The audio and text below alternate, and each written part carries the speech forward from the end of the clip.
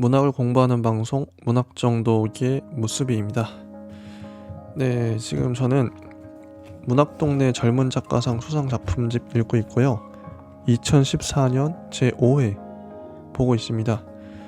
이번에는 수상작 중에 마지막 작품인 최은영 작가님의 쇼코의 미소를 한번 살펴보도록 하겠습니다.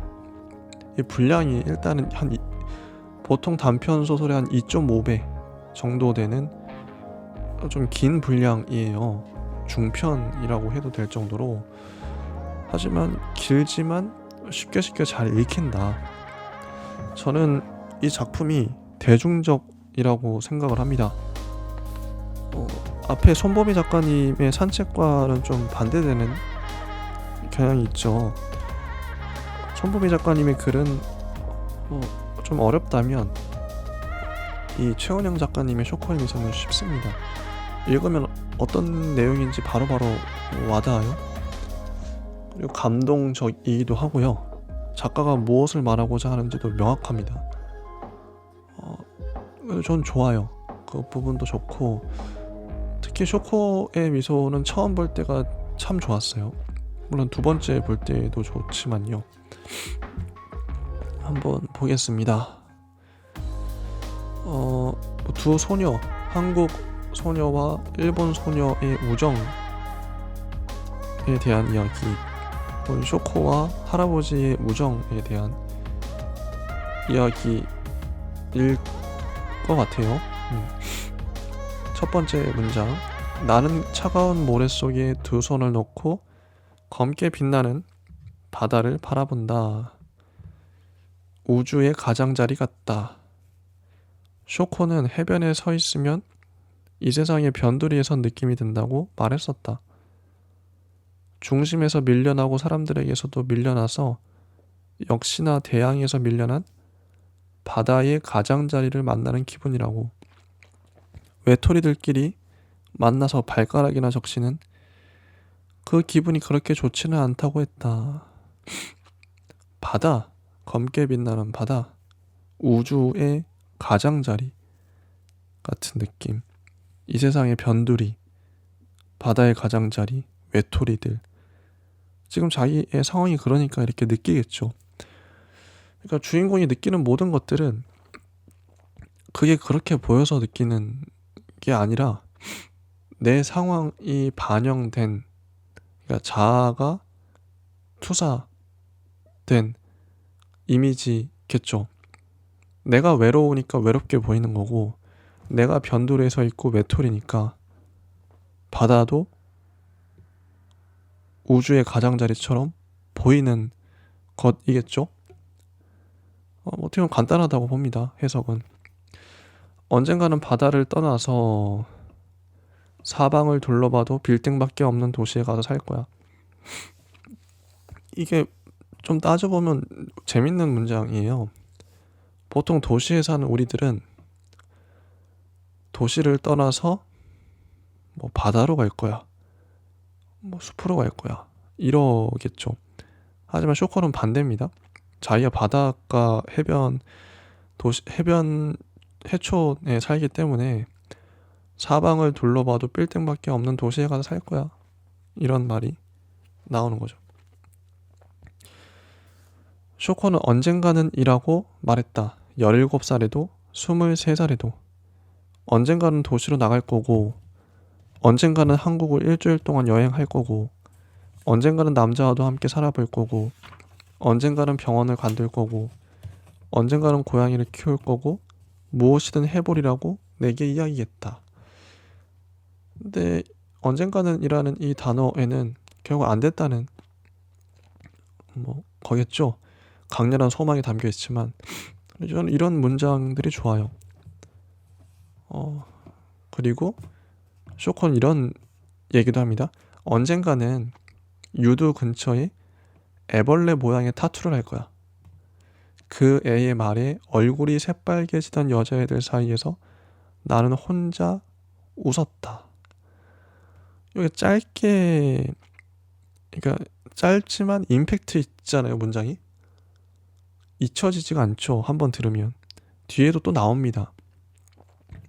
그래서 이것도 어떻게 보면 소설 쓰는 기법일 수도 있는데, 어떤 뭐 인상적인 한 문장을 쓸 거면 이런 식으로 써야 된다, 이런 생각이 들어요. 유두 근처에 애벌레 모양의 타투를 한다. 되게 기발하잖아요. 음. 이런 문장, 바다가 우주의 가장자리 같다, 이런 묘사, 그리고 언젠가는 이라는 이 문장들, 처음부터 반짝반짝 빛나잖아요. 문장들이 머릿속에 확 박히죠. 머릿속에 박히는 문장들을 어떻게 쓸 수 있는가, 이렇게 쓰면 된다, 이거 보여주고 있는 것 같습니다. 쇼코는 3명의 여학생들과 함께 우리 학교로 견학을 왔다. 한국 학생들과 일본 학생들의 문화 교류라는 주제로 열린 행사였다. 쇼코가 다니던 학교는 일본 A시 소재의 작은 여학교로 우리 고등학교와 자매 학교라고 했다. 쇼코는 그 학교 1학년 중에서 가장 영어를 잘하는 4명 안에 들어서 우리 학교를 방문했다. 쇼코가 인사를 해요. 밤마다 다니면서 교장 선생님과 함께. 쇼코는 부끄러워하는 듯 보였지만 사실은 부끄럽지 않은데 그냥 습관적으로 부끄러운 듯이 말하는 것처럼 보였다. 재밌는 문장이죠. 가식처럼 보였다, 이런 거예요. 그러니까 내가 쇼코를 어떻게 보고 있는지, 이때 처음 만났을 때 당시에 쇼코에 대한 어떤 편견, 오해, 선입견이 있는지를 정확하게 보여주고 있죠. 쇼코와 나는 같은 학년이었고, 나는 1학년 중에서 더듬거리면서라도 영어로 말할 수 있었던 몇 안 되는 학생 중에 하나였다. 담임은 그런 이유를 들며 엄마에게 쇼코가 한국에서 머무는 일주일 동안 우리 집에서 머물 수 있기를 청했다. 현관문을 열고 집에 들어갔을 때 우리를 바라보며 웃던 엄마와 할아버지의 얼굴이 아직도 떠오른다. 쇼코가 누군지도 모르면서 그저 멀리서 온 손님이라는 이유로 활짝 웃으며 반겨주던 그 모습이, 애정 표현에 서툴고 서로에게 웃어주는 일조차 어색하던 가족이었기에 쇼코를 반갑게 맞이하던 할아버지와 엄마의 얼굴은 낯설고 우스꽝스럽게만 보였다. 문장들이 좋아요. 정말 좋아요. 엄마는 쇼코가 한국어를 알아들을 줄 안다는 듯이 한국어로 이런저런 이야기를 했고, 할아버지는 그 말을 일본어로 전하면서 연신 미소 지었다. 할아버지는 소파에 앉아 텔레비전을 보면서 재떨이 가져와라, 물 떠와라, 발 데울 더운 물 가져와라 명령만 할 줄 알았다. 내가 학교에서 돌아오면 늘 앉아있는 그 자리에서 나를 힐끗 보고는 다시 텔레비전을 보는 식이었다. 그러던 할아버지가 텔레비전을 끄고 쇼코에게 이런저런 것들을 물어보고 있었다. 일본어로 말하는 할아버지의 목소리에는 자신감이 붙어 있었다. 이 소설은 성장 소설이기도 해요. 쇼코도 그렇고, 이 주인공 화자인 소유도 그렇고, 어머니, 할아버지, 이 모든 인물들이 성장하고 성숙해가는 과정을 보여줍니다. 처음엔 이렇게 서먹서먹하죠. 근데 이런 모습들이 대한민국의 일반적인 가정의 모습이라는 거. 우리 가족은 밥을 먹을 때도 별다른 말을 하지 않았다. 그저 텔레비전을 켜놓고 뉴스나 드라마를 보면서 최대한 빨리 먹어보자는 식이었다. 그런데 쇼코가 나타나자 할아버지는 내가 끼어들 틈도 없이 일본어로 말하면서 시시때때로 껄껄댔다. 할아버지가 그렇게 웃으며 이야기를 많이 하는 모습을 본 건 그때가 처음이었다. 외부인이 우리 집에 잠깐 들어왔을 뿐인데 이런 변화가 생겼어요. 참 되게 신기했겠죠. 묘사도 참 좋죠. 최대한 빨리 먹어보자는 식이었다. 보통 그렇거든요, 집이. 쇼코는 무릎을 꿇고 앉아서 아주 상냥하게 할아버지의 말을 듣고 미소를 지었다. 처음 교실에서 쇼코가 수줍어하는 표정을 봤을 때처럼 나는 쇼코의 웃음에서 알 수 없는 이질감을 느꼈다. 자, 이 느끼는 건 자기가 느낀 거예요. 쇼코는 정말 우스워서 웃는 게 아니라, 공감을 해서 고개를 끄덕이는 게 아니라, 그냥 상대를 편하게 하기 위해서 그런 포즈를 취하는 것 같았다. 어떻게 보면은 상당히 쇼코에 대한 오해와 편견이 많이 있는 주인공이죠. 그냥 상대를 편하게 하기 위해 저러는 거야. 쇼코는 나보다 할아버지와 더 말이 잘 통하는 것 같았다. 나와는 영어로 대화해야 해서 많은 부분이 통하지 않았지만 할아버지와는 일본어로 할 수 있어서 모든 말이 다 통했다. 할아버지는 쇼코에게 자신을 미스터 김이라고 불러달라고 부탁했다. 쇼코와는 친구가 되고 싶다고, 다 늙은 교장 선생 같은 사람이 되고 싶지는 않다고 말하면서 친구가 되고 싶은 거죠. 일본어도 할 수 있으니까요. 할아버지는 얼마나 신이 났을까. 여기 나오는 할아버지, 이 전형적인 할아버지의 모습이기도 해요. 그렇기 때문에 더 보편적이고 설득력이 있죠. 이 얘기는 제가 많이 했던 것 같아요. 캐릭터 설정이 전형성이 있어야 된다. 그래야 공감을 많이 얻을 수 있다. 보편적이어야 한다. 뭐 주인공은 특별할 수 있어요. 특출날 수 있지만 나머지 인물들은 우리가 익히 아는 그런 전형적 캐릭터가 좋다고 생각을 합니다. 쇼코는 우리 집 식구들이 다정하고 재미있는 사람들이라고 말했다. 나는 대답하지 않았다. 영어로 표현할 수 있는 말은 적었고 쇼코에게 느끼는 호감은 표현하고 싶었다. 나는 쇼코의 팔짱을 꼈다. 쇼코는 걸음을 멈춰서 굳은 표정으로 나를 바라보더니 딱딱한 영어로 말했다. 나는 이성애자야. 너에게 성적인 관심은 없어. 또 다른 동성들에게도 마찬가지야. 난 남자가 좋아. 나는 조금 놀라서 너에게 성적으로 관심이 없다고, 팔짱을 끼는 건 친구들 사이에서는 허물없이 할 수 있는 스킨십이니 오해하지 말라고 말했다. 쇼코는 미심쩍어 했지만 다음날 학교에서 팔짱을 낀 수많은 여자애들을 보고 내 말을 이해했다. 그쵸. 이건 뭐 한일 간의 문화 차이 때문에 발생한 해프닝일 수도 있을 것 같아요. 쇼코의 할아버지는 쇼코를 공주처럼 대접해준다고, 쇼코가 세상에서 제일 예쁘고 똑똑한 여자아이인 줄 굳게 믿고 있다고 말했다. 할아버지에게 나는 종교이고 하나뿐인 세계야. 그런 생각을 할 때마다 죽어버리고 싶어. 쇼코가 이렇게 얘기한 거. 자기 할아버지, 쇼코의 할아버지. 쇼코는 비가 내리던 날에 우산을 들고 오는 할아버지와 마주치지 않기 위해 담을 넘어 집으로 가기도 했다고 말했다. 할아버지가 얼마 없는 돈을 쪼개서 사준 옷을 포장째 쓰레기통에 버린 적도 있다고 했다. 쇼코는 할아버지가 자기를 마치 여자친구처럼 생각하는 게 소름 끼친다고, 고등학교만 졸업하면 도쿄로 떠나서 다시는 고향으로 돌아오지 않을 거라고 말했다. 주인공이 말합니다. 그럼 우리 할아버지를 너에게 줄게. 할아버지는 내가 세상에서 제일 멍청한 애인 줄 알고 볼 때마다 살 좀 빼라고 닥달인데 옷은커녕 껌 한 통도 사준 적이 없어. 쇼코는 나를 보고 조용히 웃었다. 친절하지만 차가운 미소였다. 다 커버린 어른이 유치한 어린아이를 대하는 듯한 웃음이었다. 이게 쇼코의 미소라는 제목과도 연동하는 그런 문장이겠죠. 처음 나는 쇼코를 이렇게 인식을 했습니다. 상당히 오해가 있죠. 왜곡되고 삐뚤어진. 뭐 실제 그랬는지는 모르겠어요. 어쨌든 쇼코를 보는 나의 시선은 이랬다는 거. 야, 쟤는 친절하지만 차가운 미소네. 다 커버린 어른이 유치한 아이를 대하는 듯한 웃음을 짓고 있네. 이런 겁니다. 처음에 이랬다는 거. 자, 쇼코가 머물렀던 그 일주일 동안 집에는 이상한 활력이 돌았다.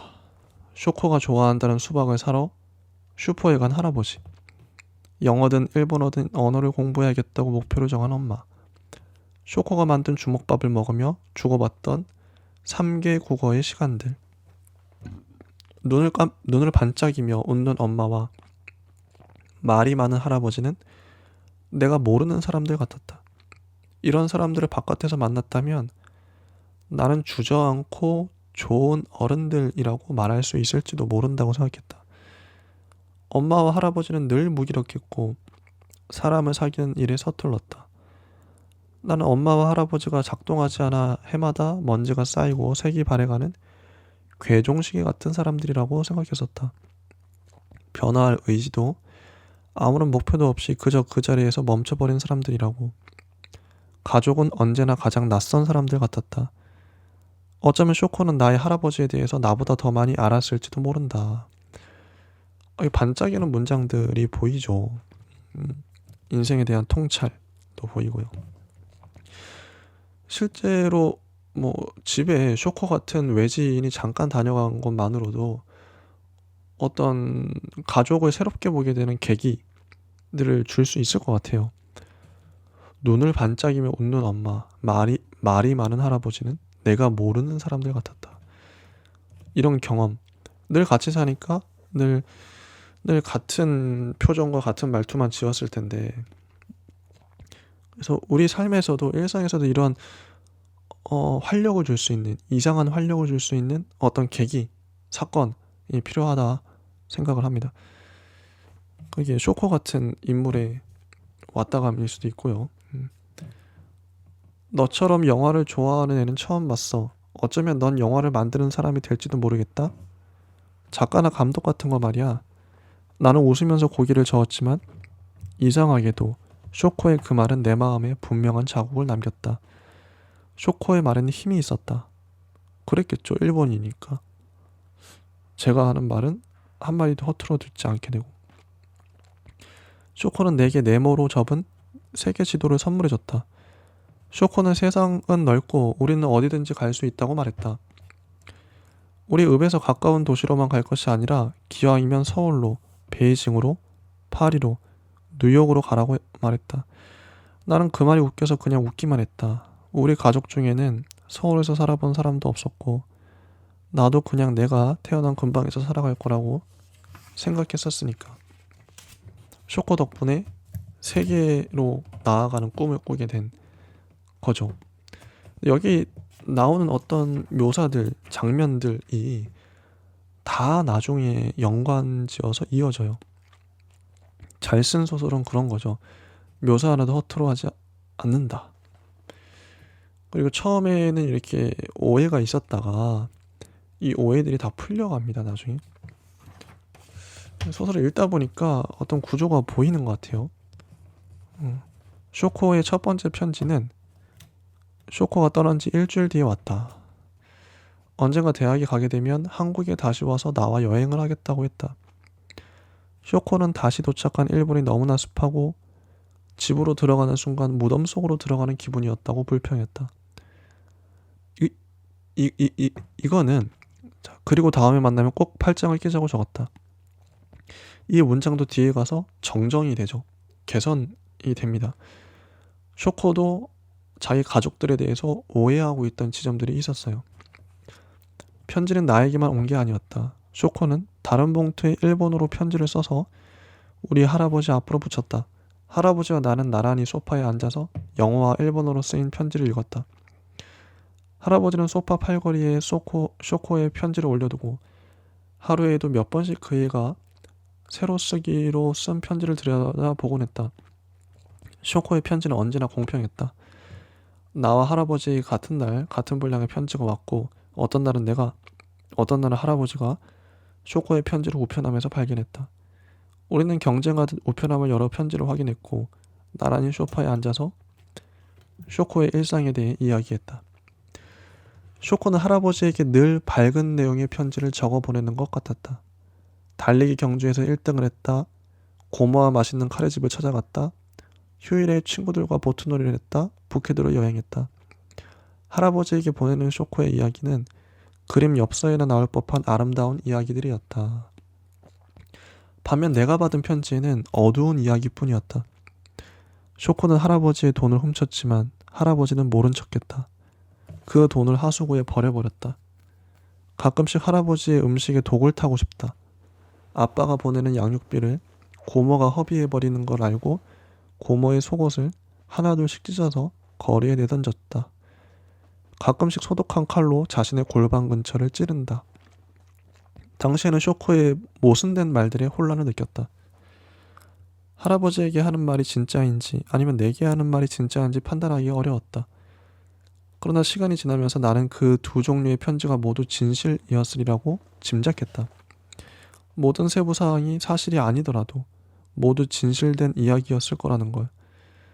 아니, 모든 이야기가 허구였더라도 마찬가지다. 할아버지의 편지에서 보이는 것처럼 남들에게 인정받고 사랑받고 싶었을 것이고, 내 편지에 썼듯이 자신을 포함한 가장 가까운 사람들에게 복수하고 싶었겠지. 자, 요 부분도 정말 사춘기 소녀의 심리를 잘 나타낸 것 아닌가. 긍정적인 부분도 있지만, 밝은 부분도 있지만, 어두운 부분, 부정적인 부분도 동시에 존재하는, 흑과 백이 동시에 존재하는, 빛과 어둠이 동시에 존재하는 쇼코의 모습. 나중에 또 이게 단순히 그냥 사춘기라서 그런 게 아니라 왜 쇼코가 이렇게 보였는지도 설명이 되죠. 쇼코는 열흘에 한 번꼴로 우리 둘에게 편지를 보냈다. 우리가 답장을 하든 말든 신경 쓰지 않았다. 그렇게 고등학교를 졸업할 때까지 편지를 보내왔다. 쇼코에게는 가까운 친구가 없었다고 한다.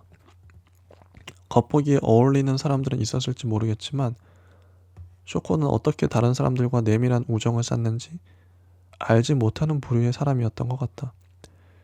그래서 가까운 사람들에게는 절대로 속을 열어 보이지 못하는 대신 살을 부딪히며 만날 필요가 없는 외국인에게 외국어로 편지를 써서 보내는 방법을 택했다. 만약 내가 일본인이었고 쇼코의 주변에 사는 사람이었다면 쇼코는 내게 관심조차 보이지 않았을 것이다. 이것도 어떤 진실을 드러내는 문장이죠. 특히 현대인들이 그런 것 같아요. 오히려 가장 가까운 가족이나 주변에 있는 사람들에게는 진심을 얘기 못하는데 오히려 멀리 있는 날 알지도 못하는 사람한테 낯선 외부인한테 나의 속마음을 다 털어놓는 모순이죠. 근데 이런 사람들이 많다는 거. 자신의 삶으로 절대 침입할 수 없는 사람, 보이지도 들리지도 않는 먼 곳에 있는 사람이어야 쇼코는 그를 친구라 부를 수 있었다. 쇼코는 공부를 잘했다. 어떻게든 도쿄로는 갈 수 있을 것 같다고 했다. 쇼코의 편지는 고교 졸업 직후인 3월에 끊겼다. 마지막 편지에서 쇼코는 이렇게 썼다. 도쿄로 갈 수 없게 됐어. 쇼코. 그쵸. 이런 꿈이 좌절됩니다. 할아버지는 쇼코가 대학생이 되어 한국에 오면 다 같이 제주도도 놀러 가자고 계획했던 사람이었다. 일본이라면 치를 떨던 사람이 우매한 정치인들이 문제이지 선량한 시민들을 증오해서는 안 된다고 말하기도 했다. 나는 아직도 쇼코와 할아버지의 우정을 잘 이해하지 못한다. 할아버지는 산책을 하러 나간다면서 늘 우편함을 열어 쇼코의 편지가 왔는지 확인했다고 한다. 나와 통화할 때마다 할아버지는 쇼코가 바쁜가 보지 너에게는 연락이 없니? 라는 식의 말을 후렴구처럼 꼭 넣고서야 전화를 끊었다. 내가 알고 있는 건 쇼코의 집 주소뿐이었다. 나는 쇼코의 이메일 주소도 집 전화번호도 몰랐다. 쇼코의 주소로 몇 번 편지를 보냈지만 답이 오지 않자 곧 시들해져 버렸다. 그렇게 2년의 시간이 흐르고 나는 교환학생으로 캐나다에 갔다. 가끔 쇼코가 떠올랐지만 그렇게 애달프거나 쓸쓸하지는 않았다. 씩씩한 사람이니 씩씩하게 잘 살아가고 있겠지. 어쩌면 나처럼 먼 나라에서 공부하고 있을지도 모른다고 생각했다. 요 정도 반응이 적절한 것 같아요. 주인공. 한국에서 왔지? 나 기억해? 나 하나야. 한국으로 견학 갔던 일본인 학생. 이게 유학생활이 끝나가던 무렵 뉴욕으로 2박 3일 여행 갔을 때 한국에 견학 왔던 일본인 학생 하나를 만납니다. 너도 호스트였잖아, 쇼코에. 어쩌면 내가 쇼코에게 무슨 실수를 했는지도 모르겠다고 말이다. 왜 쇼코와 이메일 주소나 전화번호를 교환할 생각도 하지 못했었는지. 나 자신이 한심하다고는 말했다. 하나는 얇게 웃으며 쇼코는 잘 있으니 걱정하지 말라고 했다. 쇼코는 우리 도읍의 대학에 들어갔어.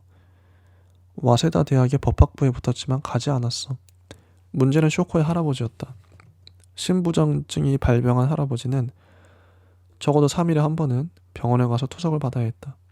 쉰이 다 된 고모는 자기 부모에 대한 책임감이 희미한 사람인데다 쇼핑 중독이었다. 그런 할아버지를 두고 쇼코는 도쿄로 가지 못했다. 경제적인 이유도 있었을 거라고 하나는 말했다. 도읍의 대학을 4년 장학생으로 들어갔고 버스로 통학할 수 있는 거리라 부담 없이 대학을 다닐 수 있었다는 것이다. 물리치료학과에 들어가서 졸업만 하면 어디든지 취직할 수 있다고 쇼코는 안전한 길을 택했다고 하나는 말했다. 쇼코가 어떤 일을 하게 될지 특별히 상상한 적은 없었다. 단지 한 군데에 머무를 사람이 아니라는 막연한 느낌은 있었다. 쇼코는 마음만 먹으면 어디로든 가서 살 수 있다고 대수롭지 않게 얘기했으니까. 그래서 쇼코가 아직도 자신이 태어난 고향에서 한 발자국도 움직이지 못했다는 이야기가 마음에 남았다.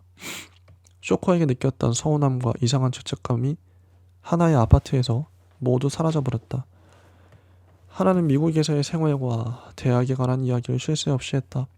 나는 그 말들에 집중하려고 했지만 자꾸 쇼코의 일이 생각나서 하나의 말을 제대로 듣지 못했다.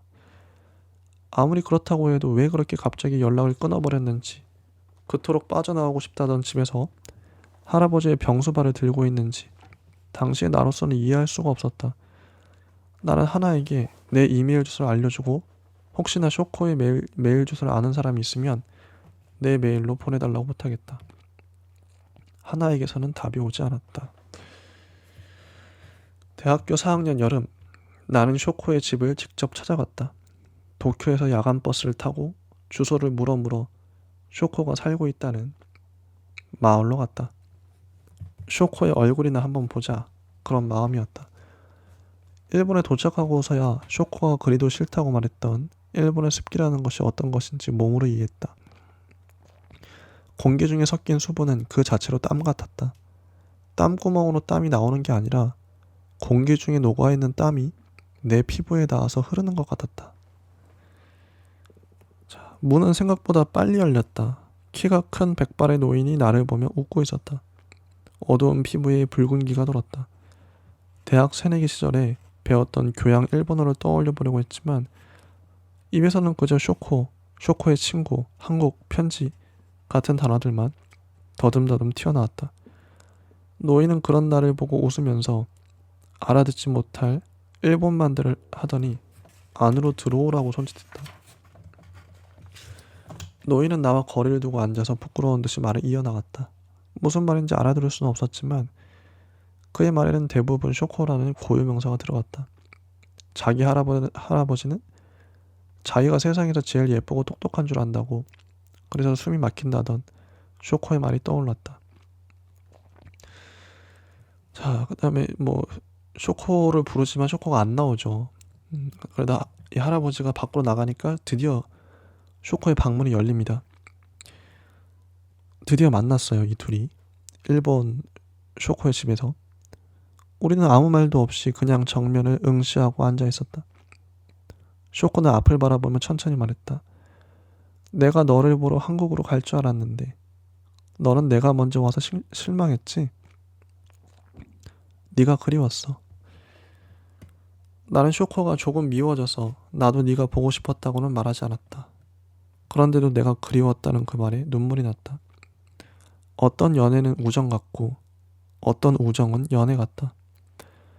쇼코를 생각하면 그 애가 나를 더 이상 좋아하지 않을까봐 두려웠었다. 사실 쇼코는 아무 사람도 아니었다. 당장 쇼코를 잃어버린다고 해도 내 일상이 달라질 수는 없었다. 쇼코는 내 고영인도 아니었고 나와 일상을 공유하는 대학 사람들도 아니었고 가까운 동네 친구도 아니었다. 일상이라는 기계를 돌리는 단순한 톱니바퀴들 속에 쇼코는 끼지 못했다. 진심으로. 쇼코는 아무것도 아니었다. 그러면서도 나는 쇼코에게 내가 어떤 의미이기를 바랐다. 쇼코가 내게 편지를 하지 않을 무렵부터 느꼈던 이상한 공허감, 쇼코에게 잊히지 않기를 바라는 정신적인 허영심. 참 묘한 관계죠. 오히려 일상에 쇼코가 없기 때문에 더 특별한 관계였었는지도 몰라요. 쇼코의 피부는 실핏줄이 다 비쳐 보일 정도로 얇고 하했다. 밖으로는 안 나가느냐고 묻자 쇼코는 할아버지와 병원에 갈 때 빼고는 나가지 않는다고 했다. 나갈 때도 챙이 넓은 모자를 써서 햇빛을 피한다고 했다.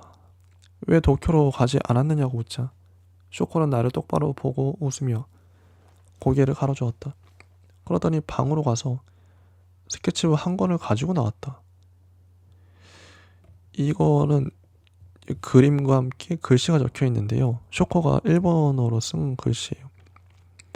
불에 타다만 발바닥, 등이 꺼져버린 하이웨이 위에 가로등, 썩었으되 그것뿐인 씨앗, 발을 맞춰 걷지 못하는 군인, 의욕 없는 독재자, 전형의 반대말, 그러나 전형. 이럴 줄 알았다는 말에 이상한 메아리, 얼어 죽기 직전까지 바닥을 찍는 비둘기. 쇼코는 그림들과 그 제목들을 다 소개한 후에 손가락으로 자신을 가리키며 말했다. 나, 쇼코. 쇼코는 퓨즈가 나가 있는 것 같았다. 쇼코는 그림을 그릴까봐 아니 글을 써볼까? 라고 말하면서 예의 바른 웃음을 지어 보였다. 참, 그러니까 이게 참 이 쇼코가 썼다는 이 말들, 이 문장들이 참 가슴이 아리죠.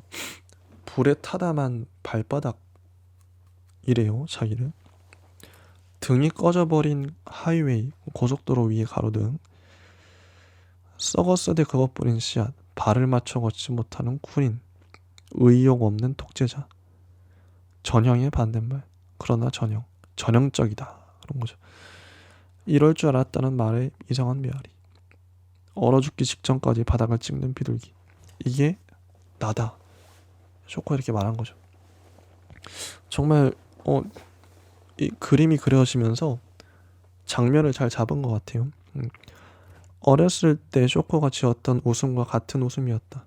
하지만 어린 시절에는 차갑고 어른스럽게 보이던 그 웃음에서 나는 쇼코의 나약하고 방어적인 태도를 읽었다.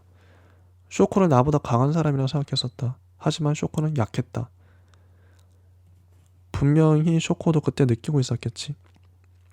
내가 쇼코보다 정신적으로 더 강하고 힘센 사람이 되었다는 것을. 마음 한쪽이 부서져 버린 한 인간을 보며 나는 무슨 일인지 이상한 우월감에 휩싸였다. 이 주인공은 좀 뭐랄까요? 쇼코를 무시하고 있죠. 이상한 우월감에 휩싸여서. 근데 이거는 이 주인공이 모났다기보다는 인간적으로 그럴 수 있다고 생각해요. 나는 쇼코에게 나의 대학 생활에 대해 이야기했다. 교환학생으로 캐나다에 갔던 이야기며 때때로 떠나는 배낭여행과 새로 사귄 외국인들에 대해서, 뉴욕에서 하나를 만났던 일도 이야기했다. 하나에게 들었어? 하나에게 들었어. 와세다 대학에 합격했는데 가지 못했다고? 할아버지의 투석 치료 때문이라고 들었었어. 따위의 말들을 아무 생각도 없이 내뱉었다. 말을 하면서도 내가 넘어서는 안 될 선을 넘고 있다고 느꼈고, 그 두렵고도 흥분되는 기분에 취해서 더 많은 선들을 건너버렸다. 그러니까 이런 말들을 하면 쇼코가 상처를 받을 텐데 선을 넘고 만 거죠. 알면서도. 나는 네가 네 고향에서만 살 줄은 몰랐어. 걱정해서 하는 말이 아니라 비아냥거리는 말이잖아요. 그것도 할아버지의 간병 때문이라니 너답지 않다. 3일에 한 번은 할아버지와 병원에 가야 한다지? 투석은 정말 힘든 거라고 하던데, 당사자에게도 보호자에게도. 나는 네가 네 할아버지를 그만큼이나 아끼는 줄은 몰랐어. 그때 쇼코가 내 말에 화를 내거나 적어도 자기 변호라도 했다면 나는 내가 했던 말들로 인해 이만큼이나 상처받지는 않았을 것이다. 쇼코는 미소 지으며 말했다. 그래, 난 겁쟁이야. 쇼코는 스케치북을 접어 방으로 들고 들어갔다. 그리고 내게 다시는 그런 것들을 보여주지 않았다. 쇼코는 방에서 나와 마루에 앉더니 입을 열었다. 하지만 증오할수록 벗어날 수 없게 돼. 쇼코는 아는 사람도 그렇다고 모르는 사람도 아니었고 친구라고 하기에는 낯선 사람이었다. 쇼코는 처음부터 이것도 저것도 아니었지만 오랜만에 만나서 의미 없는 이야기를 늘어놓을 만큼 얕은 사람도 아니었다. 하지만 네가 여기 있어서 기뻐. 쇼코는 두 손으로 마루를 짚고 내 옆으로 다가왔다. 쇼코의 원피스가 마루에 쓸리는 소리를 들으며 나는 노인들에게서만 느껴지는 이상한 외로움을 쇼코에게서 느꼈다.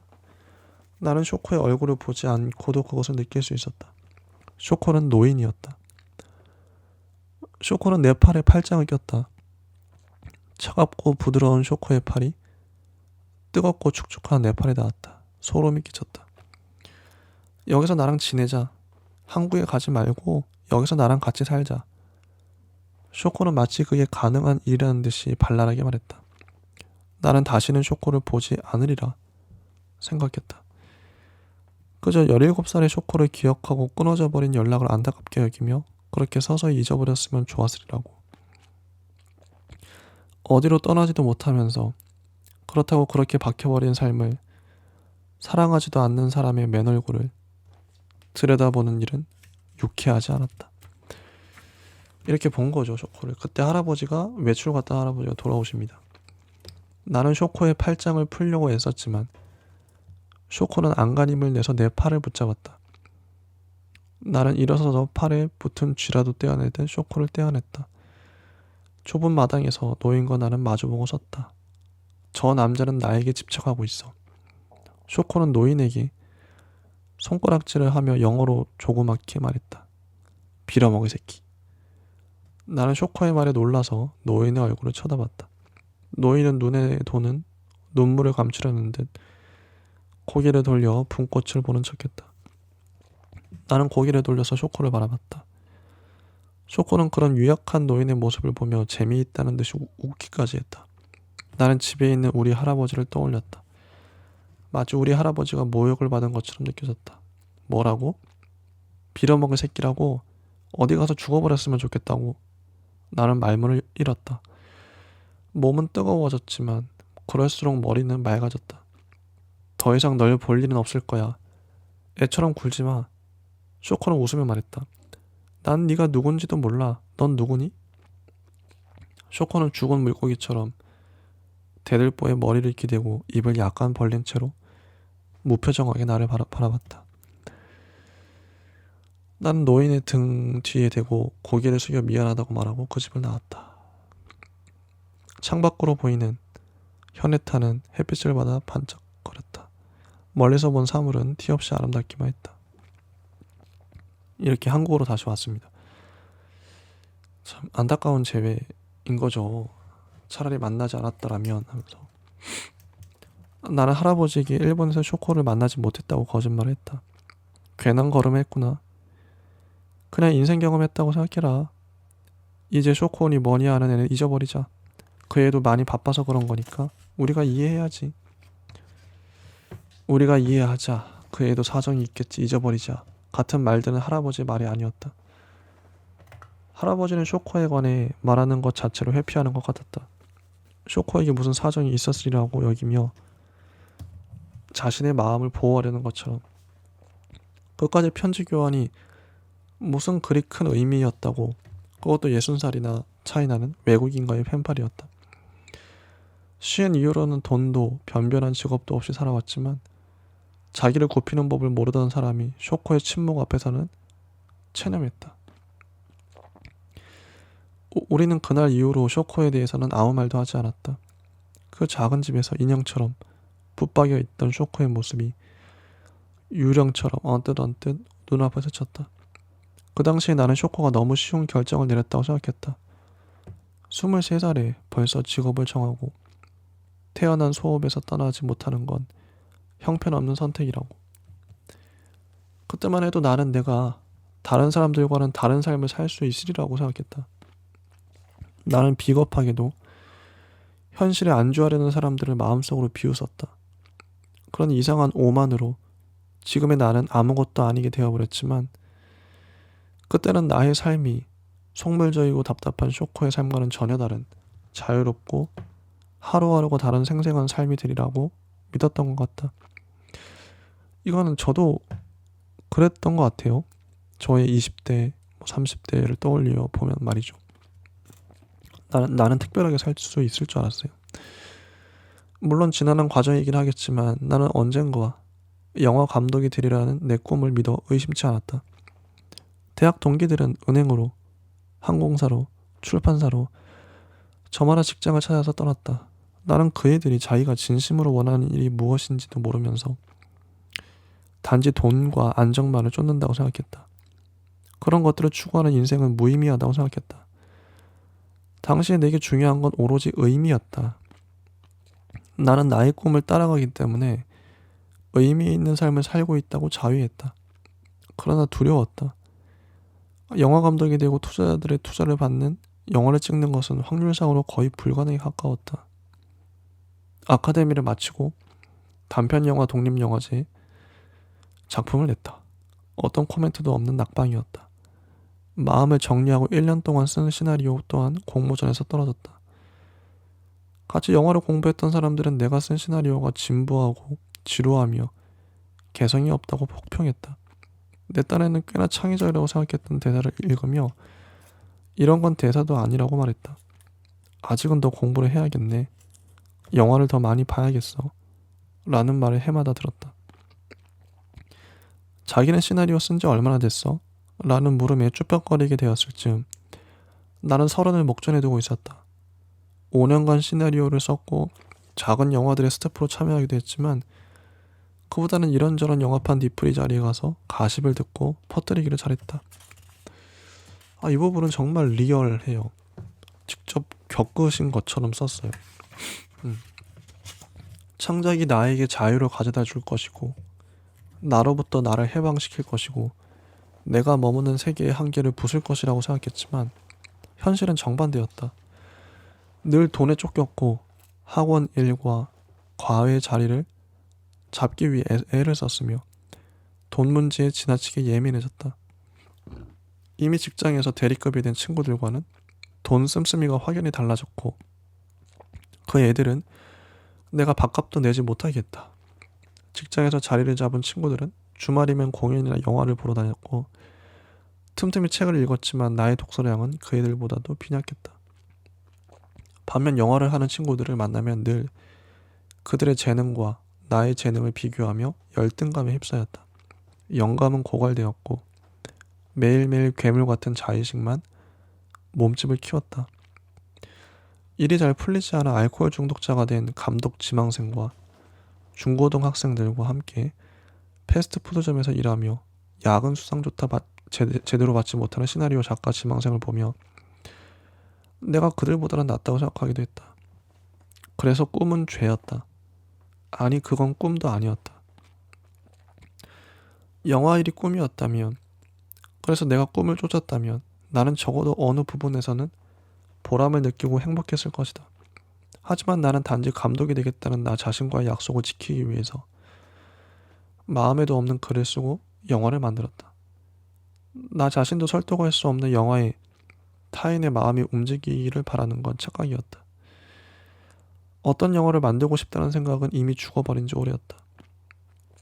나는 그저 영화판에서 비중 있는 사람이 되고 싶었다. 시나리오를 썼지만 이야기는 내 안에서부터 흐르지 않았고 그래서 자기적이었다.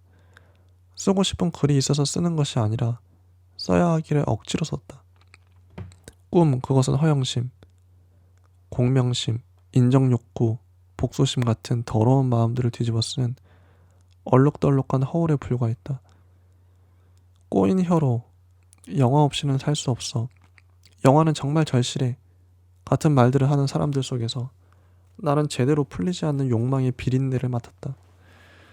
내 욕망이 그들보다 더 컸으면 컸지 결코 더 작지 않았지만 나는 마치 이 일이 절실하지 않은 것처럼 연기했다.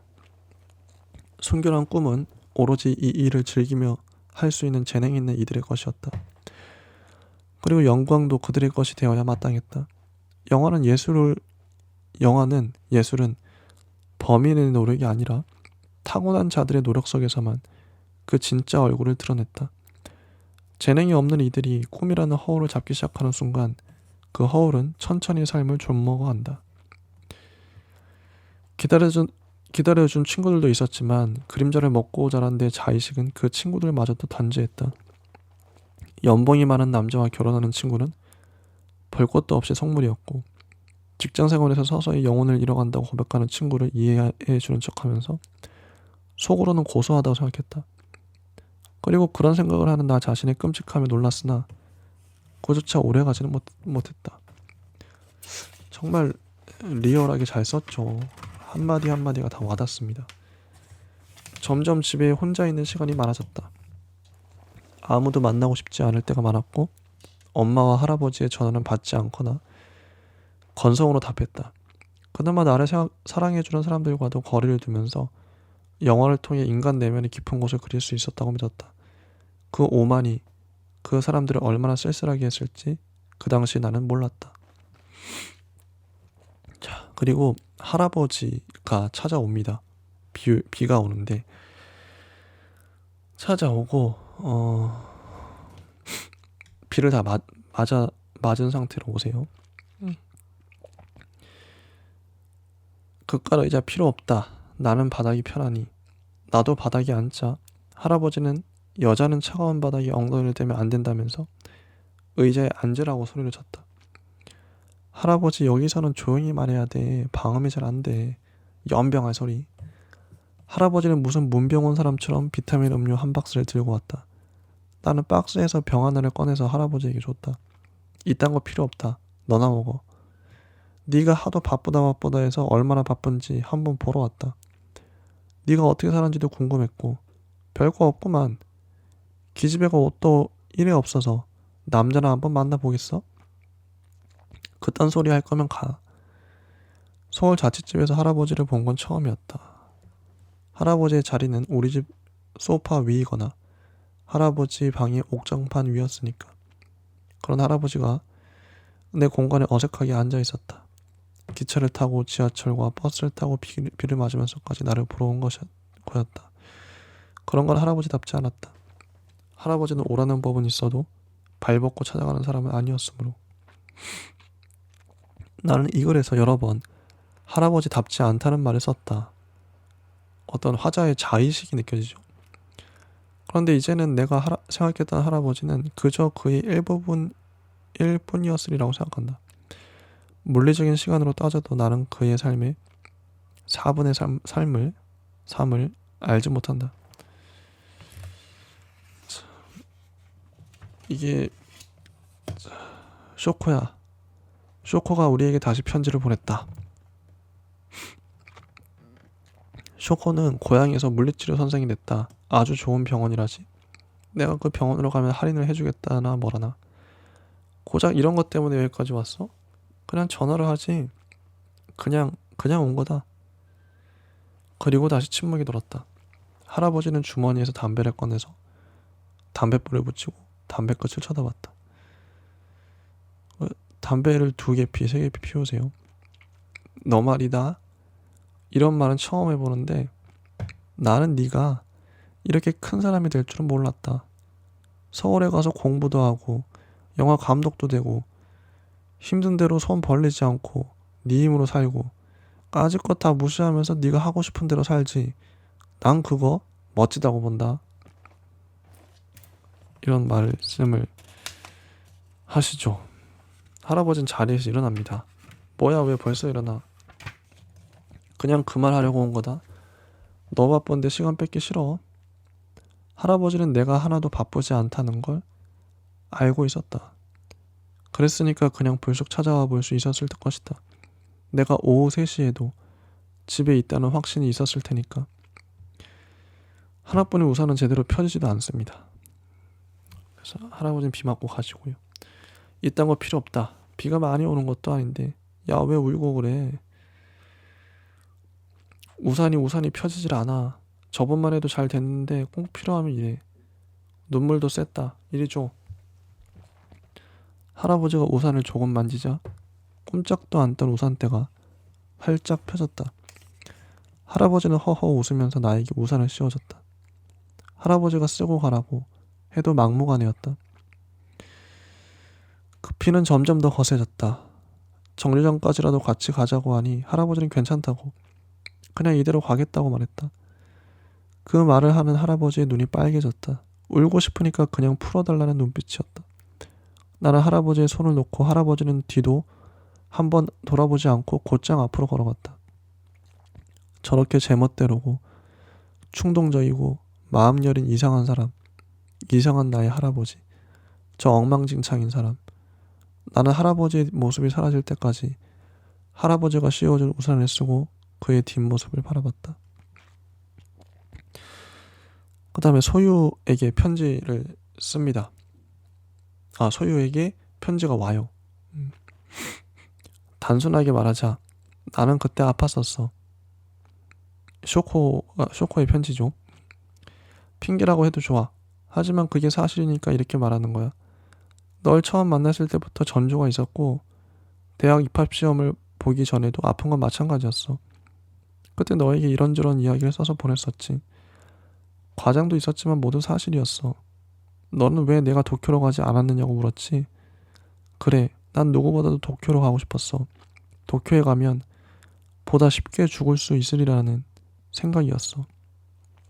집에서는 할아버지와 고모가 돌아가며 나를 감시했었으니까 내가 자살 시도를 하는지 어떤지. 한 번은 할아버지에게 걸려서 죽다가 살았어. 생명의 은인인 셈인데 그때는 할아버지가 믿기만 했어. 할아버지가 내게 말하더라. 세상에는 살고 싶어도 살 수가 없는 사람들이 있는데 왜 그런 호사스러운 생각을 하느냐고. 마음을 강하게 먹어야 하지 않겠냐고. 사무라이 정신 우는. 우울증이 치료를 요하는 병이라는 것을 아무도 알지 못했던 것 같아. 그 사이에 상태는 더 악화되었었고 할아버지의 투석 때문에 도쿄로 가지 못한 게 아니야. 할아버지에게 내가 필요했던 게 아니라 나에게 할아버지가 필요했어. 도쿄로 가게 되면 내가 내 목숨을 정말 끝내버릴 것 같아 무서웠어. 집에서 자살 시도를 했을 때도 마음 깊은 곳에는 누군가 나를 구해주리라는 생각이 있었었나 봐. 나는 겁이 났어. 그래서 고향에 머물렀던 거야. 나는 어떤 의미로든 할아버지와 고모에게 의존하고 있었어. 대부분의 시간은 무기력했고 가끔씩 정신이 맑아질 때는 내가 내 정신을 연료로 타오르는 불처럼 느껴졌어. 나를 포함한 세상 모든 것들에 화가 났어. 그렇게 화를 내고 보면 몸이든 정신이든 쟤처럼 부서져 버리는 거야. 그런 과정들을 반복했어. 사람들은 19, 20, 21을 아름다운 시절이라고 말하더라. 나는 하루하루 죽고 싶었던 기억밖에 없었는데도. 네가 우리 집에 찾아왔던 날이 흐릿하게 기억나. 약물 치료를 시작하던 즈음이었는데 널 보고 반가웠던 것도 걔였다면 오줌을 찌렸을 거야.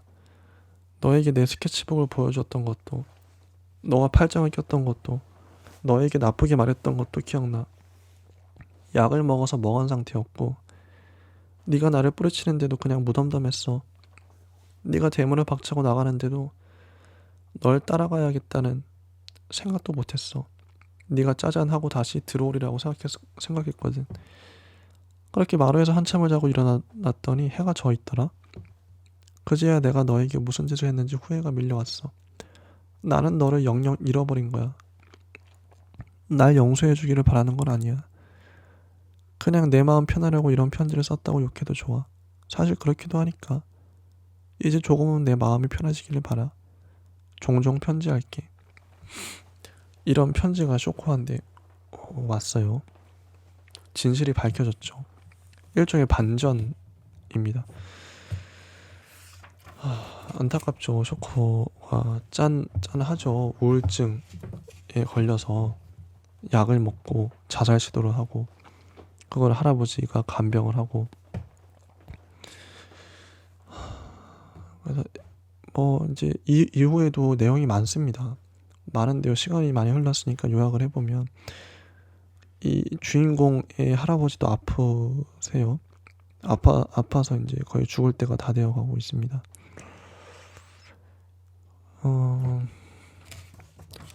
죽을 때가 다 되어가고 있고. 왜 처음부터 얘기를 안 했어? 옌병 쓸데없는 소리. 속 시원해. 결국 이렇게 돼서 난 정말이지 괜찮을 줄 알았다.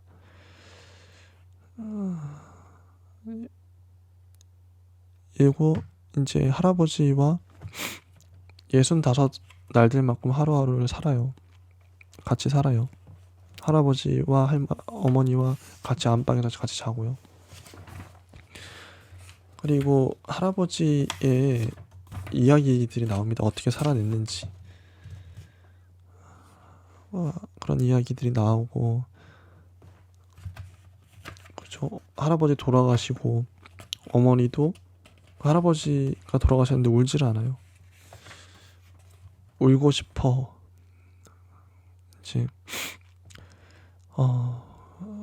슬픔을 억누르다 결국은 어떻게 슬퍼해야 하는지도 모르는 사람이 엄마였다. 평생을 함께 산 아버지의 죽음 앞에서도 두려움 없이 눈물을 풀어낼 수조차 없는 사람. 울고 개어내서 씻어낼 줄 모르는 사람. 그저 차가운 손과 발, 두통처럼 보이지 않는 증상으로만 아픈 사람이 엄마였다. 울고 싶어. 그 말을 하며 엄마는 힘들게 웃었다. 너도 엄마가 이상해 보이지? 응, 엄만 정말 이상한 사람이야. 이런 거. 자, 할아버지가 돌아가시고 아빠는 30년을 집에서만 보냈어. 엄마의 말이죠. 할아버지한테도 어떤 말 못할 사연이 있었던 거죠. 그리고 이제 쇼코가 찾아옵니다. 쇼코가 찾아와요. 찾아와서 쇼코가 이제 그 할아버지의 편지를 하나씩 다 읽어주죠. 미스터 김의 편지야. 미스터 김은 화가 되고 싶었대. 그래서 할아버지에 대한 오해나 그런 게 다 풀리고요. 쇼코에 대한 오해도 풀리고. 우린 이제 혼자네. 그렇게 얘기를 합니다. 그리고 우리 집 근처 찜질방에도 같이 갔다. 그곳에서 나는 쇼코의 갈색 유도 근처에 새겨진 연두빛 애벌레 타투를 보았다. 쇼코는 손가락으로 애벌레를 가리키며 웃었다. 우리는 함께 할아버지 납골당에 갔다. 쇼코는 할아버지의 여름 중절모를 썼고 나는 할아버지가 제일 좋아하던 베레모를 쓰고 갔다. 그때 마지막 문장들이 나는 쇼코를 김포공항까지 데려다줬다. 출국장에서 우리는 처음으로 포옹했다. 몸은 약간 떨어져서 팔로 서로의 등을 두르는 식의 포옹이었다. 출국장으로 들어가던 쇼코의 모습을 기억한다. 보딩 패스를 내밀고 자동 유리문으로 들어가던 쇼코의 얼굴. 그때 쇼코는 그 예의 바른 웃음으로 나를 쳐다봤다. 마음이 어린 시절 쇼코의 미소를 보았을 때처럼 서늘해졌다. 이렇게 끝이 납니다. 참 좋은 소설이라고 생각해요. 할아버지 쇼코가 가슴에 남는 소설이죠. 이 사람들에 대한 오해도 풀리고 가까이 인물들에 대해서 애정을 갖게 되는 그런 소설이었어요. 그 두 사람의 우정도 생각이 되고 쇼코 덕분에 쇼코도 참 힘든 시간을 보냈죠. 하지만 쇼코 덕분에 이 사람들이 성숙할 수 있었다. 성장할 수 있었다. 그런 것 같습니다. 네, 여기까지 하고요. 다음 시간에 또 찾아오도록 하겠습니다. 감사합니다.